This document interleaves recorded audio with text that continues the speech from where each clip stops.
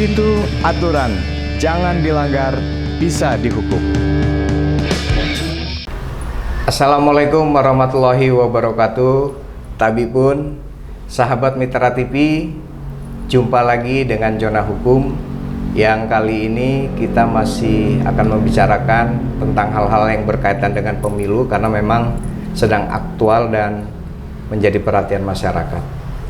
Sahabat Mitra TV, kampanye sudah berjalan sebulan lebih.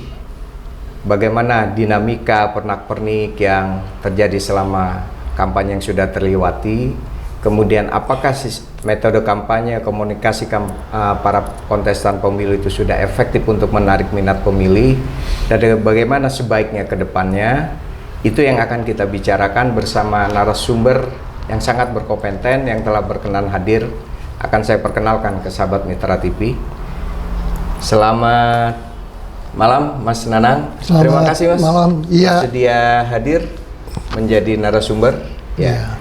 Sahabat Mitra TV, beliau adalah Dr. Nanang Trenggono MSI, biasa akrab disapa Mas Nanang. Pernah menjadi Ketua KPU Provinsi Lampung 2 periode, kemudian sekarang back to kampus Mas ya? Iya. Dia sebagai dosen FISIP Unila dan beliau ahli komunikasi ilmu politik, ahli komunikasi politik. Nah, Mas, kita ngobrol-ngobrol terkait pemilu nih Mas, ya, yang tentunya kan Mas sudah sangat berpengalaman nih. Ini kalau secara umum Mas melihat bagaimana Mas dinamika kampanye pemilu 2024 yang sudah berjalan separuh, gitu Mas. Terima kasih. Assalamualaikum warahmatullahi wabarakatuh. Ya, kalau kita mencermati kampanye yang sudah berjalan ya sejak November akhir tanggal 28 November 2023 sampai sekarang, yang marak ya untuk di Lampung khususnya itu yang marak itu adalah pemasangan alat peraga, baik alat peraga partai politik peserta pemilu maupun calon-calon legislatif maupun pemilihan presiden, calon presiden ya. Jadi kan tahun 2024 ini kan ada serentak 2 momen besar. Yang pertama pemilu nasional itu pemilihan presiden dan wakil presiden, kemudian pemilu DPR RI, Dewan Perwakilan Daerah RI, kemudian DPRD provinsi dan DPRD kabupaten kota, 5 surat suara kan. Nah itu kan akan dilaksanakan tanggal 14 Februari tahun 2024. Kira-kira 1 bulan lebih lagi. Kemudian yang kedua pemilihan serentak, pemilihan kepala daerah serentak nasional di seluruh Indonesia nanti diselenggarakan tanggal 27 November tahun 2024. 2 momen besar ini yang akan menghiasi tahun 2024. Nah, jadi itu tahun politik lah. Tahun politik ya, tahun politik. Ya. Jadi kalau sekarang masih hanya pengamatan Mas, masih dominan APK aja Mas? Ya, alat peraga. Tapi kebetulan kan teman saya banyak yang menjadi calon legislatif baik dari partai besar maupun partai yang baru, menengah atau partai baru gitu ya. Mereka sudah banyak turun ke bawah. Jadi kan metode kampanye itu kan macam-macam. Ada metode tatap muka, kemudian pertemuan terbatas, kemudian penyebaran bahan kampanye, penyebaran alat peraga kampanye, kemudian nanti ada debat kalau untuk pemilihan presiden ya. Kemudian ada lain-lain, kemudian ada iklan, media iklan di media massa dan media online ya. Nah, yang banyak digunakan oleh teman-teman, mereka tetap turun untuk menjaga konstituen masing-masing. Misalnya salah satu kawan saya, dia dapil 1 misalnya ya di DPR RI misalnya, dia turun untuk mengawal konstituen yang dulu sudah memilih dia gitu, dijaga gitu. Jadi udah mulai ada turun juga ya? Sudah sering turun. Jadi mereka butuh banyak akomodasi kan tampaknya. Nah kalau kan ada itu Mas, kadang yang apa itu kalau metode kampanye apa yang ngumpulin massa di lapangan itu yang ramai rapat itu terbuka, belum. Rapat terbuka. Iya, rapat terbuka. Iya. Atau biasanya ada yang menyebut ini kan kampanye akbar yang gitu ya. Itu gitu ya. Itu mulai tanggal 21 Januari. Oh gitu. Sampai, jadi dari metode kampanye yang tadi itu memang ada dibagi-bagi jadwal-jadwal tanggalnya ya. Iya. Khusus untuk kampanye terbuka atau rapat akbar yang di lapangan besar itu nanti kan diatur oleh KPU. Semua partai politik diatur oleh KPU, jadwalnya, lapangannya di mana disepakati bersama dengan partai politik peserta pemilu termasuk presiden itu kan. Kemudian yang kedua itu iklan media massa dan media online. Nah itu juga sama jadwalnya tanggal 21 Januari sampai 10 Februari sebelum masuk hari tenang. Ya karena hari terakhir kampanye itu 10 Februari. Nah kalau pengalaman Mas sendiri, Masnya kan dari 2012 sampai 2019 ya di KPU provinsi Ketua. Pengalaman Mas di dalam masa kampanye sebagai penyelenggara gimana Mas? 2 kali pemilu loh, Mas. Sebenarnya sejak reformasi tahun 1998, kemudian kan pemilu masuk reformasi kan tahun 1999. Kemudian 2004 kita sudah pemilihan presiden langsung. 2009 yang ketiga, 2014 yang keempat. Pengalaman saya 2014 itu agak berat karena pada saat itu kita menyelenggarakan pemilihan gubernur dan wakil gubernur Lampung bersamaan dengan pemilu legislatif. Hari Rabu tanggal 9 April tahun 2014. Jadi waktu itu 2014 pemilu dengan pilkada, pilgub bareng. Pilgub bareng. Itu pertama kali sebenarnya. Pertama kali ya? Pemilu serentak di Indonesia itu pertama kali 5 surat suara itu di Lampung. Jadi sebenarnya pemilu nasional serentak sekarang ini banyak belajar dari pengalaman di Lampung, walaupun pada saat itu tidak dirancang misalnya 1 tahun sebelumnya akan bersamaan, enggak, karena terjadi perbedaan pendapat yang tajam antara KPU RI dengan gubernur pada saat itu, Pak Sarudin. Pak Sarudin berkehendak tidak dilaksanakan pemilihan gubernur tahun 2013. Beliau ingin tahun 2015. Tetapi KPU RI sesuai undang-undang harus tahun 2013. Akhirnya KPU Provinsi Lampung tidak diberikan anggaran sehingga tersendat-sendat ditunda sampai 3 kali. Harusnya bulan September ditunda bulan Desember, Februari. Kemudian disepakati oleh semua, oleh Mendagri, oleh Ketua Bawaslu, oleh KPU RI, oleh DKPP RI, Gubernur setuju, dilaksanakan, dilaksanakan tanggal 9 April.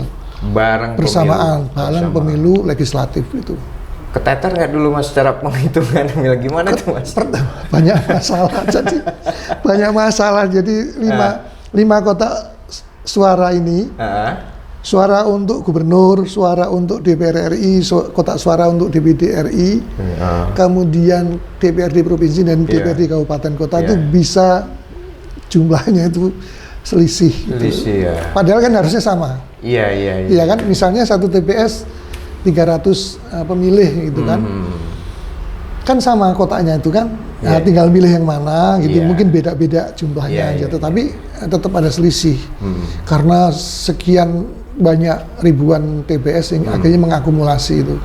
Nah ini mumpung soal kotak suara Mas, kalau seandainya mungkin di 2004 dengan keawaman masyarakat dia salah masukin kotak itu bisa misal untuk surat suara DPR RI dimasukinnya ke DPD. Ya mungkin, sangat mungkin itu.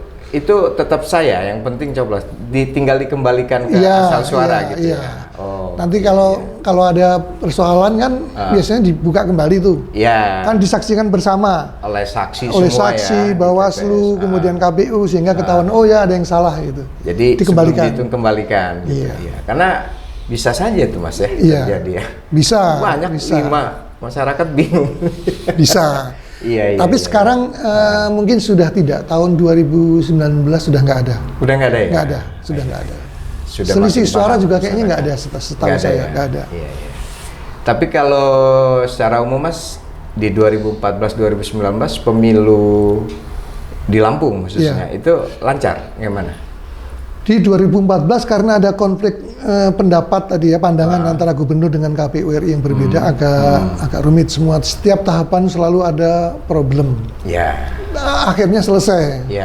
Selesai dengan diuji di Mahkamah Konstitusi, dibenarkan langkah-langkah KPU itu. Nah, kemudian tahun 2019 itu di Lampung khususnya, walaupun mungkin di tempat lain kan polarisasi begitu tajam. Menurut saya di 2019 itu pemilu paling nyaman buat KPU, buat kami. Karena semua sudah jalan gitu. Infrastrukturnya sudah jalan semua. Misalnya KPU kabupaten kota juga sudah semakin profesional. PPK sudah bisa dipercaya karena sudah mengalami bagaimana masalah tahun 2014 ya. Kemudian kerjasama dengan Bawaslu baik kuncinya di 2019 bisa berjalan baik itu. KPU membuka diri kerjasama sangat optimal. Baik antar penyelenggara dengan Bawaslu Provinsi Lampung dengan pihak luar, misalnya di Sdukcapil bagus sehingga sinkronisasi data itu cepat ya. Dengan Kapolda juga, dengan Polda juga bagus, dengan Kejaksaan bagus, dengan Badan Intelijen Daerah bagus, sehingga kita bisa nggak capek, nggak sendirian gitu. Gitu. Misalnya ada problem di salah satu kabupaten, misalnya Bawaslu memberikan rekomendasi untuk ada masalah untuk diselesaikan, kami juga sudah mendapatkan info itu dari instansi lain misalnya. Sehingga cepat, tepat, efektif. Iya, jadi nggak capek dan nggak seperti tahun 2014 karena dulu kan pertama kali uji coba coba itu kan sampai pagi nggak tidur gitu loh. Kalau 2019 nggak, kita tidur jam 10 aja tidur. Udah nyaman. Gitu. Ya artinya semakin baik gitu. Nah kalau sekarang pengamatan Mas soal terkait kinerja penyelenggara pemilu nih Mas, KPU Bawaslu. Khususnya di Lampung. Di Lampung ya, kan kebetulan tahun Desember 2019, awal 2020 saya kan kembali ke kampus ya. Tahun 2001 sampai 2002 saya diminta menjadi 2021 sampai 2022 menjadi tim pemeriksa daerah. Jadi majelis yang di daerah dari DKPP kan. Kemudian tahun 2022 dan sampai 2023 September yang lalu, jadi 2 periode saya.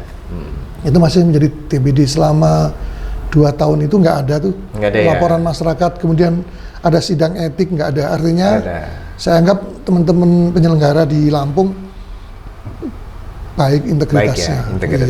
Mudah-mudahan kinerjanya terus baik, terjaga Mas ya. Karena kan nanti tantangan tiap tahapan itu makin seru nih. Apalagi setelah kampanye ini sudah mulai distribusi surat suara kan? Sudah mulai lipat kalau kita segala macam. Kalau tidak salah sekarang sudah pelipatan di gudang-gudang kabupaten kota. Itu sistem pengawasannya gimana tuh Bos? Karena kan kalau saya baca di media KPU juga berhak mensortir kiriman surat suara dulu. Apa maksudnya pengen rusak atau gimana tuh Mas? Ini di gudang itu kan KPU menerima ya nanti berita acara serah terima sekian jumlahnya sekian, kemudian diperiksa. Kalau ada yang ngerusak nanti kan dihitung itu. Jadi nggak ada persoalan disortir. Kemudian pelipatan sebenarnya nggak ada persoalan. Nggak ada ya. Kalau teknis seperti surat suara nggak ada, nggak ada 2014 atau 2019 ya. Tidak ada misalnya surat suara menjadi problem persoalan itu loh. Misalnya surat suara dirobek, dihitung atau enggak ada. Pengalaman saya enggak ada. Jadi kalau pelipatan itu di KPU provinsi atau di kabupaten? Di kabupaten kota. Karena yang punya gudang kan mereka. Oh gitu. Dulu kalau KPU provinsi sama Bawaslu-nya ikut turun ngawasi. Ngawasi. Gitu. Dulu tahun 2014 seingat saya logistik itu surat suara misalnya diantar masih mampir di KPU provinsi untuk diperiksa. Kalau tidak salah saya sempat ngecek sampai jam 11 malam itu di kantor pos itu. Tapi kan yang dicek itu apa, orang itu truk tronton besar itu kan. Kantor pos Pahoman. Iya, di situ kan, lewat pos dulu kan. Nah, mungkin dianggap tidak efektif, akhirnya disepakati dengan pihak ketiga itu pengiriman langsung ke gudang kabupaten. Iya. Lebih efektif. Nggak ya? perlu harus ke provinsi. Iya. Kalau ke provinsi kan nambah segala macam ya. Birokrasi, perpanjangan kontrol. Iya, akhirnya. Dan ini perjalanannya itu kan udah pakai GPS itu 2019, jadi nggak ada masalah kayaknya. Gitu. Sekarang saya mungkin masih GPS juga pasti. Iya, pasti. Karena kunci tuh surat suara. Iya. Apalagi kan sempat ada isu-isu di luar negeri itu, ada yang video viral. Ya, memang sudah itu. nyoblos dulu. Memang ya itu benar itu. Ya, tapi kan KPU sudah ngambil sikap itu kan sudah diklarifikasi. Diklarifikasi dan ditarik lagi, dikirim lagi gitu. Iya. Sahabat Mitra TV, itulah pernak-pernik masa kampanye yang sedang berjalan, kemudian pengalaman Mas Nanang sebagai penyelenggara KPU, dan apapun itu, ini adalah memang pesta demokrasi gitu lah. Nah, kemudian nanti setelah seperti jelaskan Mas Nanang, ini akan lebih seru tahapan kampanye karena akan ada rapat akbar, gitu kan ya Mas? Iya. Nanti tanda petik perang iklan di media massa. Belum lagi nanti ada wacana baru yang sekarang para calon itu manfaatin medsos, TikTok live segala macam gitu Mas ya. Mungkin ini kita bahas di segmen berikutnya Mas. Oke, kita jeda sejenak. Sahabat Mitra TV, jangan kemana-mana. Zona Hukum segera kembali. Ya, Mas.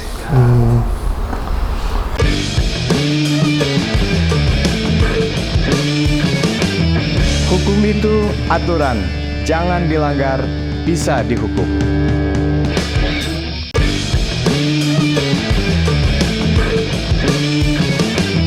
Hukum itu aturan, jangan dilanggar, bisa dihukum. Ya, sahabat Mitra TV, kita lanjutkan perbincangan dengan Mas Nanang Trenggono. Mas, siap ya. Tadi sudah saya singgung sedikit tentang rapat akbar tuh kampanye. Itu rapat akbar itu memang harus rame gitu, bisa ngundang artis segala macam gitu Mas. Gimana tuh Mas? Boleh. Boleh. Jadi, rapat sebutannya tuh ada yang rapat umum ya, kampanye terbuka atau rapat akbar aja biar jelas itu. Harus dilaksanakan di lapangan. Ya, tapi dibatasi audiennya. Dibatasi, ada aturannya. Ada aturannya. Kalau tingkat kabupaten berapa, provinsi berapa ada. Tapi intinya rapat akbar itu adalah salah satu bentuk kampanye mengakomodir keterlibatan langsung masyarakat pemilih dengan partai politik peserta pemilu atau dengan calon presiden dan wakil presiden di hadapan masyarakat. Di kampanye rapat akbar itu nanti pileg dengan pilpres bisa digabung kampanye. Bisa ya. Jadi partai pengusung bisa membawa capres. Oh boleh ya, gitu ya. Kalau terpisah? Tergantung KPU. Nanti kan ini di peserta pemilu ya. Jadi dasarnya itu peserta pemilu.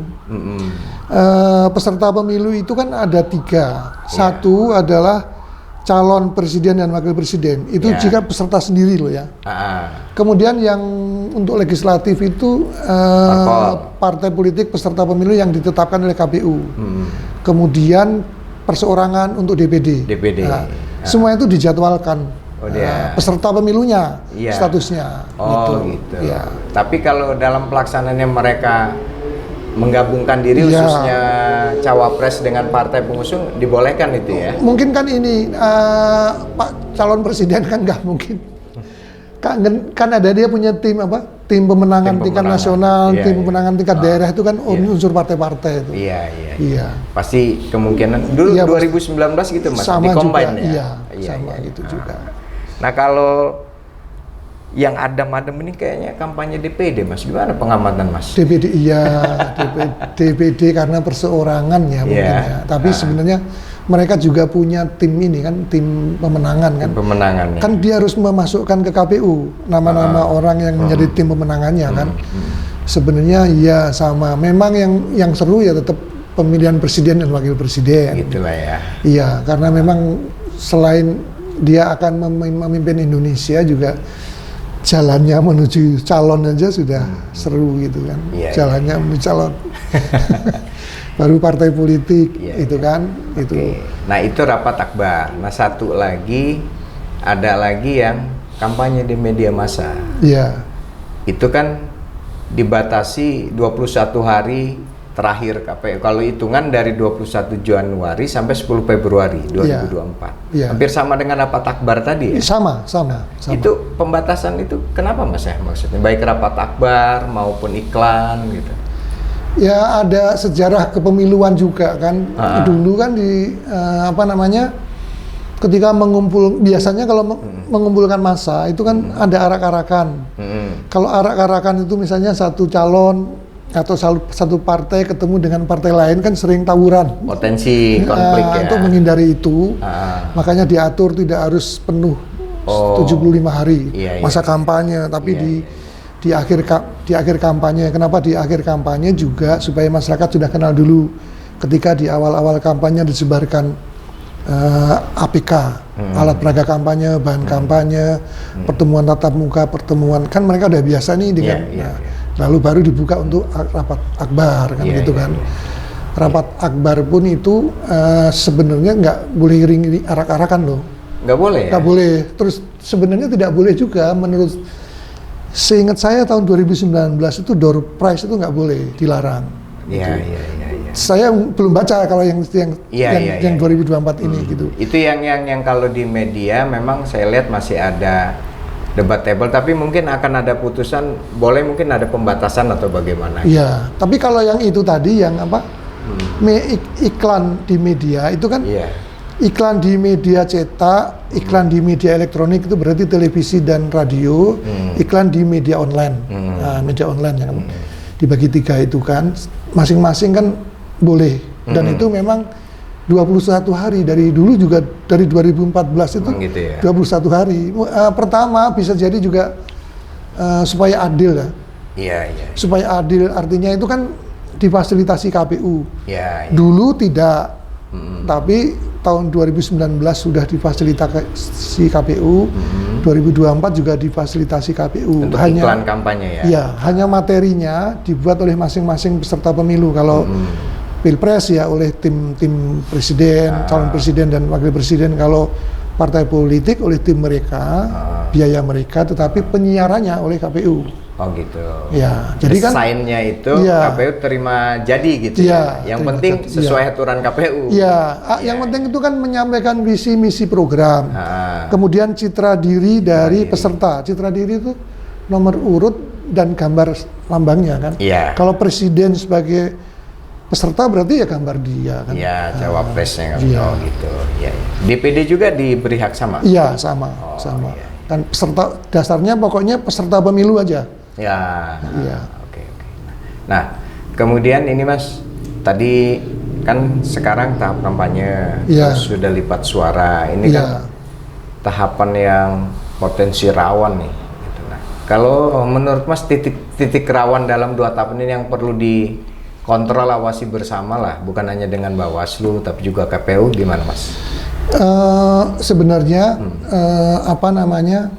dari tahun ke tahun ya, dari pemilu ke pemilu itu sudah ada kesadaran masyarakat ya, termasuk peserta pemilu terkait dengan logistik itu.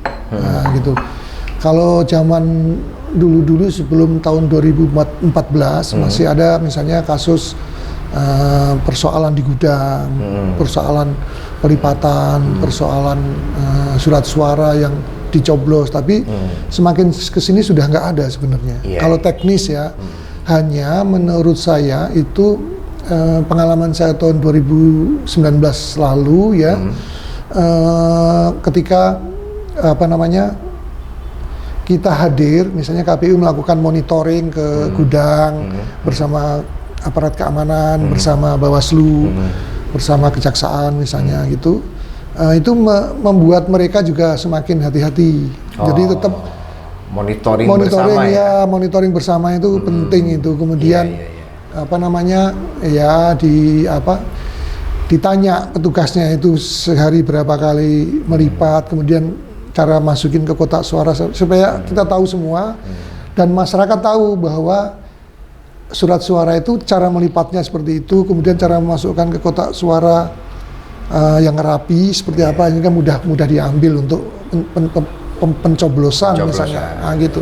Itu penting itu. Jadi Bawaslu juga harus mengawasi kerjasama lah, kerjasama gitu. Nah kalau titik rawan kampanye yang perlu diawasi ketat, Mas?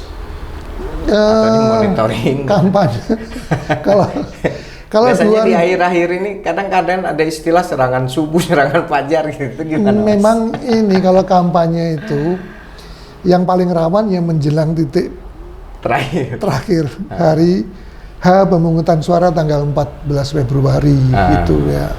Dan kalau melihat cerita-cerita dari para teman-teman calon legislatif misalnya itu, kemudian pengalaman yang ada di Lampung ya.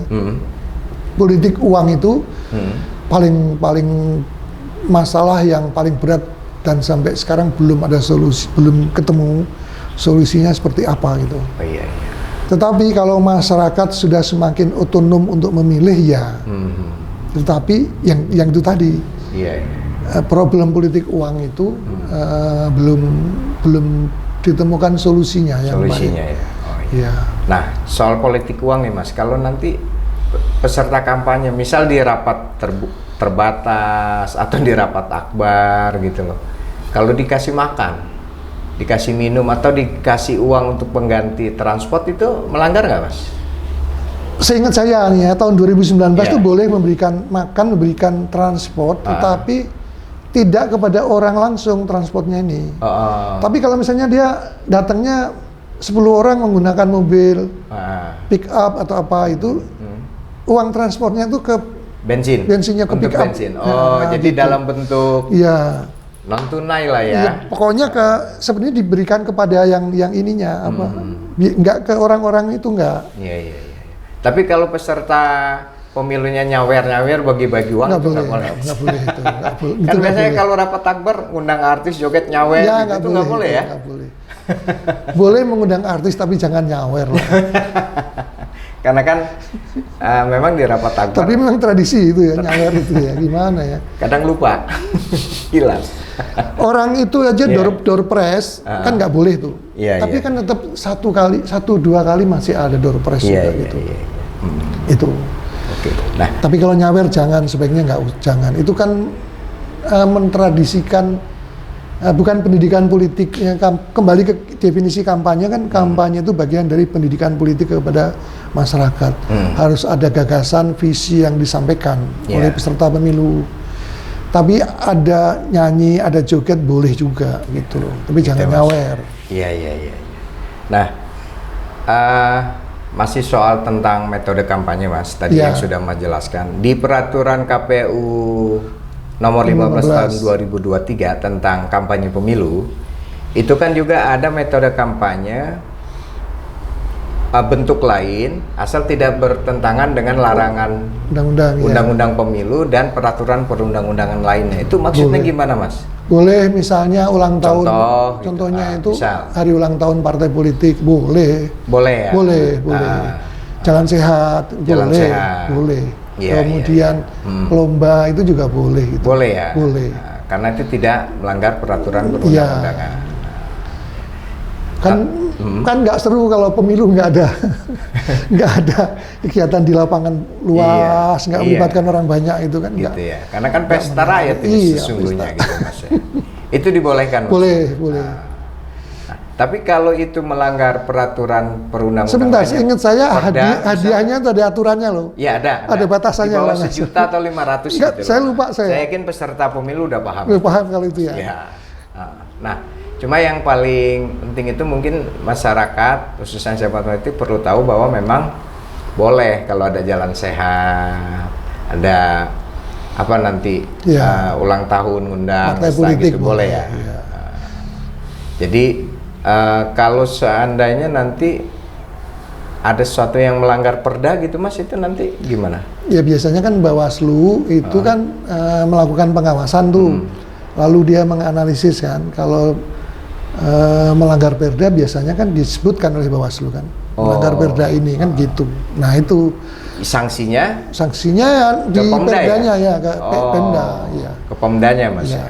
Kalau di Lampung seingat saya ya, untuk problem yang lain, misalnya ASN, keterlibatan ASN sudah mulai hilang kayaknya. Udah mulai hilang. Iya, Lampung ya. Lampung. Beda dengan kayak kemarin ditemukan di mana, di Depok atau di Tangerang atau di mana kan? Kemudian di Sumedang. Di Sumedang. Nah kalau di Lampung sampai bikin video mendukung. Iya. Kalau di Lampung tinggal itu tadi politik uang saja ya. Politik uang ya. Iya. Ya, karena itu ini sih ada apa ya? Ada sama butuh gitu loh kayaknya. Iya. Ada kebutuhan. Ya karena kan memang dari data dan berita yang saya dapat juga memang Lampung ini salah satu provinsi yang rawan politik uang dalam pemilu. Iya. Mestinya harus bisa dikurangi lah. Iya. Atau dihilangkan. Kalau dikurangi berarti kan masih ada. Oke, itu kampanye dan surat suara Mas. Nah ini secara umum ini kayaknya Pilpres sekarang ini lebih tenang gimana Mas? Kalau 2019 Mas? Kalau 2019 itu dulu kita masyarakat udah tahu semua ada istilah kampret, cebong, polarisasi. Kalau sekarang pengamatan Mas? 2019 itu karena dua calon ya, dua calon dan sejarahnya panjang. Ya. 2014 sudah bertarung, kemudian tarung lagi. 2019 tarung lagi, tapi dari 2014 sampai 2019 pertarungan itu kan di pilkada juga bertarung. Iya. Terutama DKI. Partai-partai pengusung. Ya itu kan bertarung terus gitu, berkompetisi lah. Iya. 2019. Nah 2024 ini muncul 3 calonnya. Iya, Pilpres. Pilpres ya, untuk Pilpres ya ini ya. Sehingga masing-masing calon presiden dan wakil presiden juga bisa membatasi diri karena kan ya kalau 1 putaran, kalau 2 putaran dia kan butuh dukungan ya kan dari calon lain yang nggak masuk 2 putaran. Jadi pertimbangan itu menjadi relatif tenang gitu ya. Selain kalau khusus di Lampung ini saya melihat masyarakat tampaknya udah semakin dewasa karena konflik di Lampung itu kan panjang dari tahun 2002 ya. Konflik ketika pemilihan gubernur dimulai di DPRD itu konflik. Iya, sering konflik ya. Ya konflik sehingga lama-lama belajar dari situ. Masyarakat sudah memahami gitu. Makin dewasa. Makin bisa menjadi pemilih yang baik gitu lah. Iya. Jadi Mas yakin khususnya Pilpres nih. Yang jadi primadona pemilu kan Pilpres itu. Di 2024 ini akan lebih adem dibanding 2019 ya. Saya yakin akan lancar. Lancar ya. Apalagi apabila penyelenggaranya betul-betul bisa mempertahankan atau menjaga integritas ya. Khususnya di pemungutan, penghitungan suara dan rekapitulasi suara yang berjenjang itu. Nah ini kuncinya ini. Saya sering menghimbau di KPU RI supaya betul-betul dijaga karena apa? Karena kan masuknya 3 calon presiden dan wakil presiden itu kan tidak smooth gitu kan enggak. Tapi ada dinamika yang membuat yang satu kecewa, yang satu marah, yang satu merasa dikhianati lah. Ada yang merasa ditikung kan gitu kan. Nah, kuncinya agar pemilu menjadi solusi adalah di penyelenggara pada saat tanggal 14 Februari itu. Pemungutan suara betul-betul dijaga benar supaya objektif betul, adil gitu. Kemudian penghitungan suara juga begitu. Tahun 2019 itu kan sama nih perhitungannya kan dari TPS, tidak ada perhitungan di desa, di PPS, tapi langsung di PPK. Nah di PPK ini dulu semua persoalan yang direkomendasikan Bawaslu ya, ada sekitar 16 atau 17 di seluruh kabupaten kota itu. Di Lampung ya? Itu di Lampung, di PPK semua. Dituntaskan di situ? Ininya, problemnya munculnya. Munculnya di PPK, karena kalau di TPS, itu kan ada masyarakat nih, di situ ada pengawas. TPS kan kecil ya, cuman 300-400 orang pemilih kan. Ada pengawas TPS, kemudian ada pemantau. kemudian ada saksi partai politik peserta pemilu atau pilpres, misalnya saksi DPD misalnya. Ada masyarakat yang menyaksikan. Iya, menyaksikan. Jadi relatif bisa dijaga. Dan mereka semua boleh memvideo atau memfoto kan. Misalnya sudah selesai planonya, kemudian gede itu difoto boleh. Boleh, karena itu hak publik. Iya, hak publik itu. Karena hak publik harus tahu. Iya, memang namanya informasi publik. Informasi publik. Iya, benar. Jadi relatif terjaga. Nah, pada saat di PPK ini karena relatif sedikit gitu ya, paling saksi aja. Nah, seringkali ada intervensi dari peserta itu di sana lah. Oke. Kenapa nggak langsung aja Mas dari TPS kan itu langsung aja dikirim ke pusat gitu. Tapi tahan dulu Mas, kita harus jeda kembali. Sahabat Mitra TV, jangan kemana-mana. Zona Hukum segera kembali.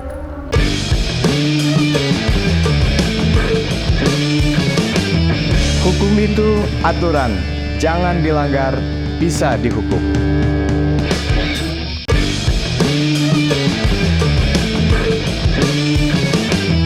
Hukum itu aturan, jangan dilanggar, bisa dihukum. Sahabat Mitra TV, kita memasuki segmen ketiga atau segmen terakhir dari perbincangan ini, masih bersama Mas Nanang Trenggono. Mas, itu nanti di penghitungan suara itu kan ada di tingkat TPS dihitung, tingkat kelurahan desa dihitung, PPK, kabupaten, provinsi, bicara pemilu ya, untuk pemilu nasional, baru direkap nasional di KPU RI. Ini memang kenapa nggak langsung aja dari TPS itu kirim ke KPU RI Mas, dengan sistem memanfaatkan teknologi sekarang? Gimana Mas? Perdebatan tentang penggunaan TIK, teknologi informasi dan komunikasi dalam penghitungan suara itu sebenarnya sudah cukup lama didesakkan oleh aktivis civil society ya. Tetapi tampaknya partai-partai politik peserta pemilu belum menerima menggunakan teknologi itu. Ya mungkin alasannya mudah diretas misalnya, dan memang pengalamannya juga ada ya. Sistem itu bisa diretas itu. Kemudian partai-partai peserta pemilu kan masih menghendaki di Undang-Undang Pemilu, Undang-Undang Nomor 7 Tahun 2017 penghitungan perolehan suara itu tetap berjenjang. Mulai penghitungan dari dulu, penghitungannya mulai dari TPS, kemudian di PPS di desa, kemudian di PPK, kecamatan, kabupaten kota, pleno kabupaten kota, pleno provinsi, dan pleno rekapitulasi nasional. Yang dibuka streaming di televisi nasional. Tapi sejak tahun 2019 kalau nggak salah itu PPS sudah nggak ada di tingkat desa ya. Jadi berjenjangnya itu dari TPS ke kecamatan, langsung ke kecamatan. Nah, di situ memang ada kerawanannya itu di tingkat kecamatan yang saya sampaikan tadi kan.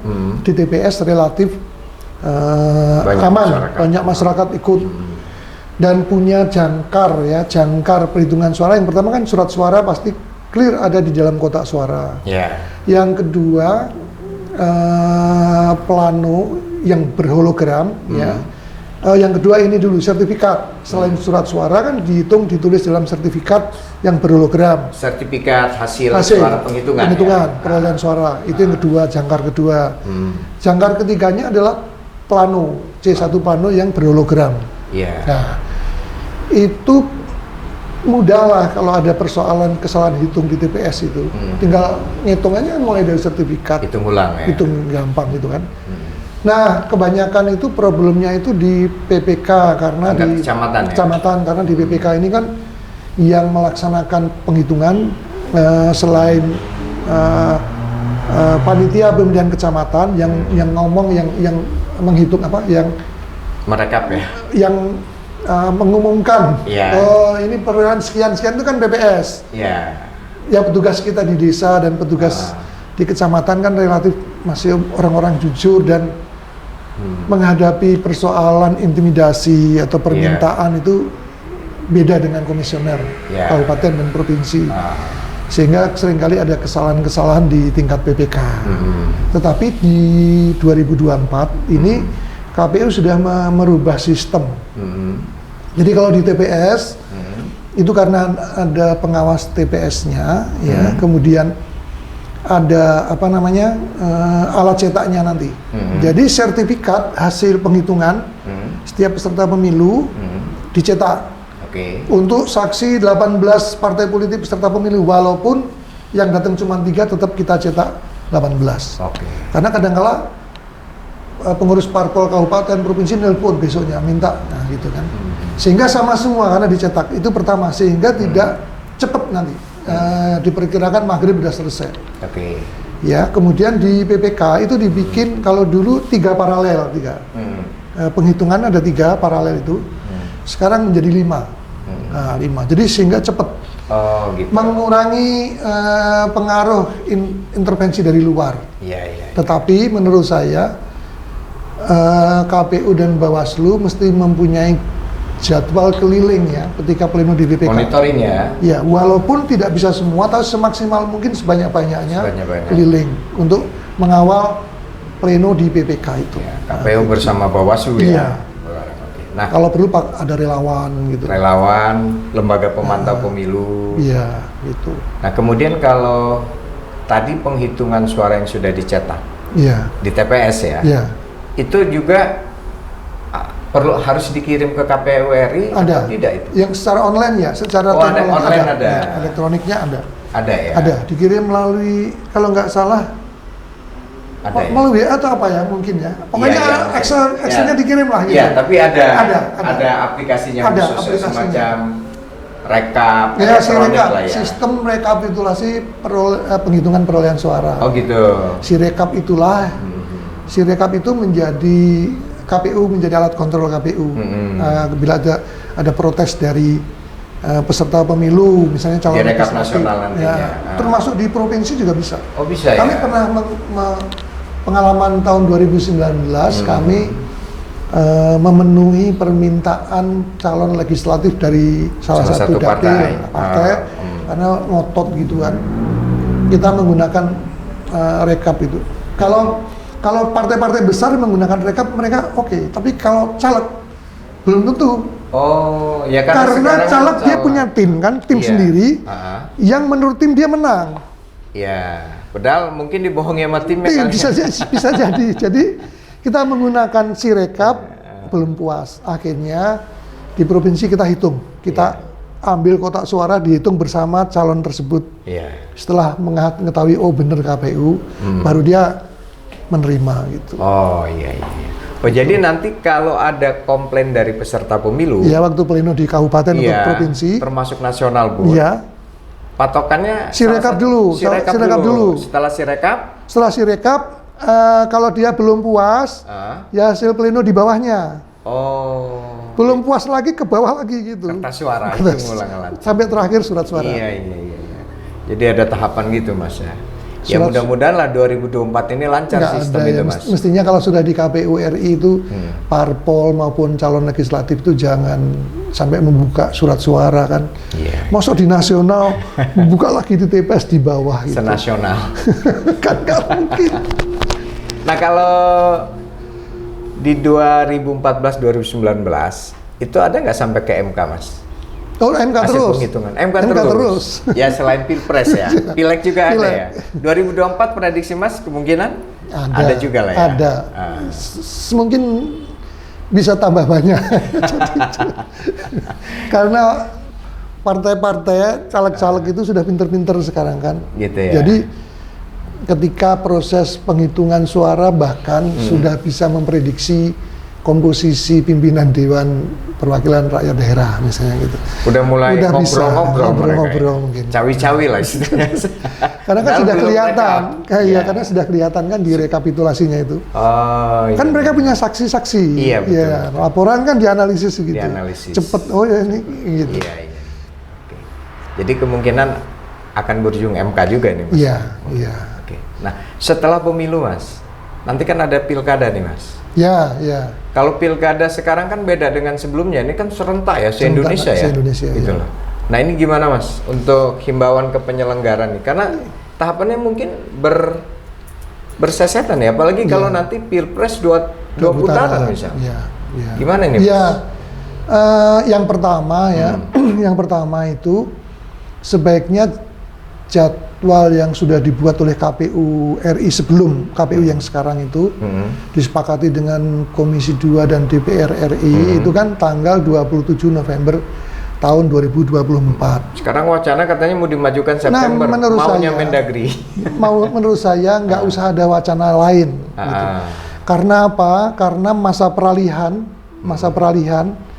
pasal 201 itu yang diributkan itu kan, diributkan tentang pengurangan masa jabatan, kekosongan jabatan, penetapan CPJ udah sempurna diputuskan MK. Yang terbaru kemarin harus ada 5 tahun. Ada 3 putusan MK yang menyempurnakan proses peralihan menuju pemilu serentak nasional, pilkada serentak nasional tanggal 27 November. Bukan tanggal September. Iya gitu loh. Itu MK loh. Maksud saya MK sudah menyempurnakan dengan baik secara epistemologi, secara ilmu pengetahuan kan menyelesaikan masalah itu. Makanya pemerintah harus konsisten aja. Mau nggak usah ada ide-ide perpu. Nah itu yang penting, itu yang pertama. Yang kedua kalau untuk penyelenggara ya, penyelenggara ini juga penting, harus dibangun trust betul-betul antara KPU dan Bawaslu. Nah gitu, harus ada trust betul itu. Sudah pengalaman pemilihan umum tanggal 14 Februari mestinya meningkat kerjasama dua penyelenggara ini, karena nanti tidak lagi nasional kan, masing-masing dengan karakter beda-beda. Nah gitu, itu penting. Nah kadang-kadang mungkin di Lampung lebih punya keunggulan, bisa mudah membangun trust itu. Tapi di provinsi lain, di kabupaten lain belum tentu. Di provinsi Lampung mungkin relatif baik. Di tingkat provinsinya. Kabupaten belum tentu gitu.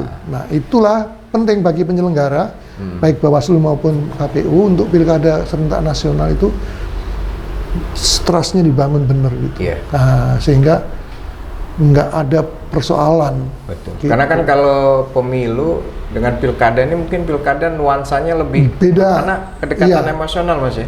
Pengalaman Mas gitu ya? Iya benar. Jadi konflik horizontal berpotensi. Hanya Lampung ini punya kekhususan ya, lebih baik lah menurut saya ya. Saya punya pengalaman salah satu pilkada di kabupaten itu modal atau logistik itu bukan satu-satunya menjadi faktor pemenang. Jadi faktor pemenangnya tetap pada calon kepala daerah dan partainya. Partai ini begitu kuat mengangkat calonnya ini solid gitu ya. Hampir setiap hari KPU setempat tuh di demo lah. Salah sedikit di demo, sehingga masuk berita terus kan. Dan KPU waspada kan, menyelenggarakan dengan baik. Akhirnya menang tuh. Jadi mesin partai tetap penting, mesin partai, si modal, calon, mesin partai, calon. Gitu. Harus jadi, bersinergi tiga itu. Tidak, bukan keniscayaan lah, logistik itu. Nah, yang ini yang sering kali para tokoh elit itu masih keliru memahami proses. Yang penting modal dulu. Gitu. Dari figur juga kalau pilkada sangat menentukan penting, ya. Iya. Oke. Nah, ini kan Mas kan ahli ilmu komunikasi politik nih Mas. Iya.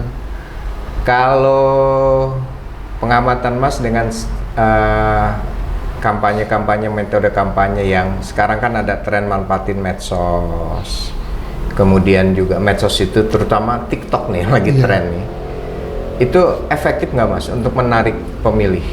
Khususnya generasi Z ya, yang kan hampir di Lampung aja 1 jutaan lebih datanya. Iya. Menurut saya media sosial itu penting itu. Penting. Tetapi juga isinya, materinya itu juga yang sesuai dengan pemikiran generasi Z tadi, gitu ya. Kemudian generasi Z itu nggak seperti generasi sebelumnya, jadi mudah seperti kita lah ya. Iya, mudah diansor itu nggak. Mesti ada kegiatan nyata dia di lapangan yang oh iya ya dia memang benar. Iya. Gitu. Iya. Jadi ada jadi apa namanya ide gagasan yang disampaikan oleh para calon itu melalui TikTok itu mudah dikonfirmasi gitu. Mudah dikonfirmasi, oh bener dia punya pengalaman pernah punya program ke masyarakat ini, misalnya gitu, sehingga membangun kepercayaan gitu. Tapi saluran media sosial itu penting itu, penting. Gitu ya. Karena kan sekarang capres cawapres itu lagi mulai itu live TikTok malah. Oh iya. Itu efektif Mas ya? Efektif. Untuk ke pemilih terutama yang muda, karena kan pengguna TikTok itu banyak generasi Z, milenial. Tapi juga ini loh, generasi baru ini, anak-anak muda ini punya logika yang berbeda dengan kita gitu ya.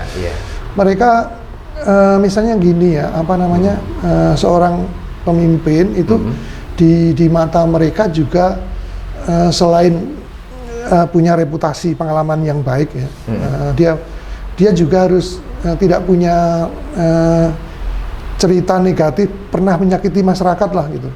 Gitu. Nah itu juga penting bagi mereka. Gitu. Jadi kalau secara umum Mas, komunikasi politik yang efektif ini supaya pemilih tertarik, mungkin bisa nggak ini Mas?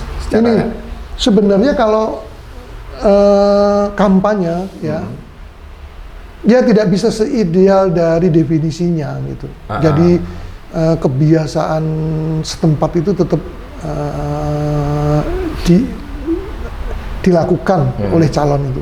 Calon menyampaikan gagasan, tapi juga konkret, punya perbuatan. Misalnya, ya apa namanya, di mata masyarakat itu, pemimpin itu bukan pemimpin yang bisa memberi juga gitu loh. Tidak dalam konteks program juga, tapi dalam konteks misalnya dia datang ya, tetap mengikuti misalnya sesuai dengan di KPU itu kan boleh ya, calon legislatif misalnya, itu kan menyebarkan bahan kampanye misalnya peci, baju, kaos, kerudung, kaos itu seharga 100.000 gitu ya. Betul. Mereka juga harus bisa memberi gitu. Nah gitu. Nggak ide melulu juga nggak bisa masyarakat itu.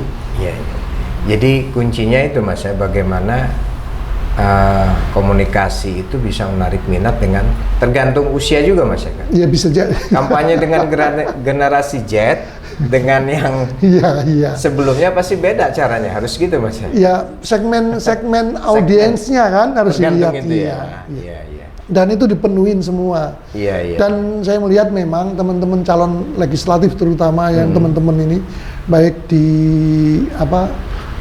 dapil untuk DPRD provinsi, kabupaten kota memang cukup resah nih dengan menghadapi ini, kepastian apakah dia nanti masih bisa mendapatkan kursi gitu. Kursi lagi. Ya, sehingga memang persaingannya itu tidak hanya kemampuan dari mereka, tapi perubahan di pemilih sendiri membuat mereka harus cepat menyesuaikan gitu loh. Jadi bukan karena dari sisi dia sendiri, tapi memang sudah berubah masyarakat pemilih ini kan. Nah itu membuat mereka berpikir keras gitu.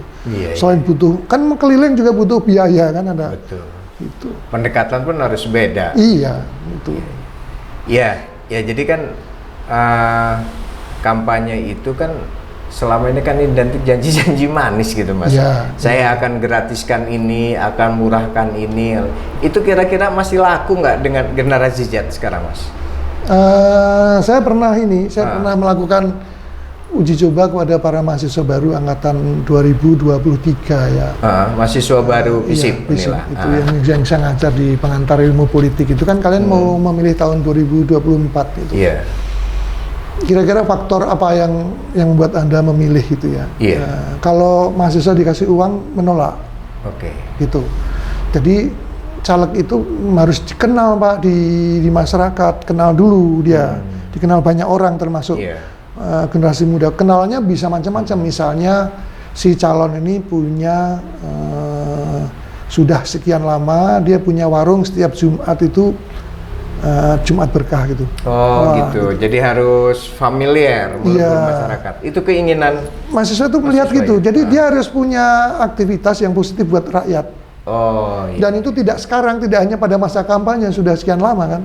Oh jadi mahasiswa yang tadi Mas apa kuesioner atau apa itu Mas?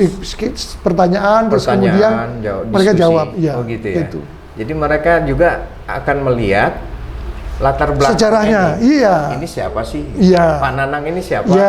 Dia apa yang sudah dilakukan di masyarakat gitu loh. Jadi ada aktivitas positif yang entah dari cerita dari dia punya warung yang setiap Jumat misalnya gitu, gitu.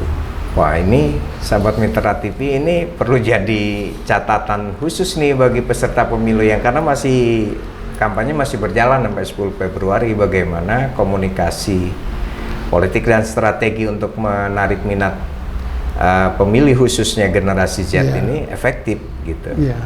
Jadi ya Mas Nanang. Dia dikenal karena dia punya kebaikannya, punya aktivitas yang untuk masyarakat gitu. Oh iya. Gitu. Iya. Menarik nih Mas, obrolan-obrolan kita mudah-mudahan menambah wawasan dan bermanfaat bagi masyarakat Lampung khususnya dan bagi peserta dan pemilih. Untuk menyongsong coblos tanggal 14 Februari 2024 ya. Kita sudah mau berakhir ini Mas obrol-obrol. Mungkin ada saran himbauan yang ingin Mas sampaikan Mas kepada penyelenggara, kepada peserta pemilu dan juga pemilih? Ya, kalau ke penyelenggara, di kuncinya di akhir nanti tanggal 14 Februari kan pemungutan, penghitungan dan rekapitulasi berjenjang itu ya.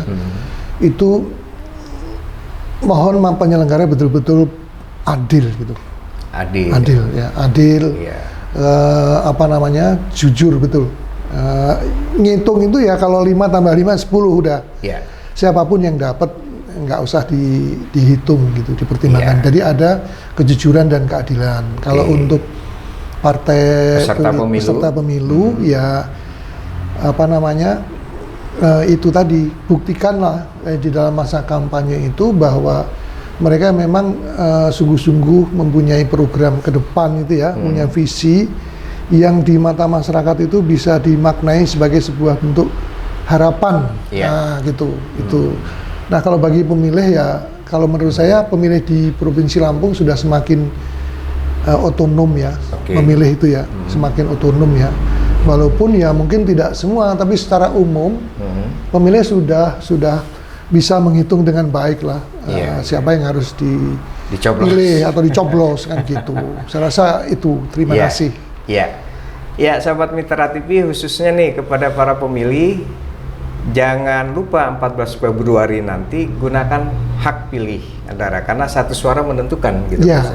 Jadi mari beramai-ramai nanti pada saat 14 Februari datangi TPS di tempat sahabat Mitra TV terdata sebagai pemilih gitu. Ya. Ini akhir perbincangan kita sahabat Mitra TV. Kita akan jumpa lagi di tema-tema zona hukum yang berikutnya, dan saya tidak bosan untuk mengingatkan kepada diri saya dan kita semua bahwa hukum itu aturan, jangan dilanggar, bisa dihukum. Saya Rojali Umar pamit. Wassalamualaikum warahmatullahi wabarakatuh. Salam zona hukum. Waalaikumsalam. Terima kasih Mas. Iya, sama-sama.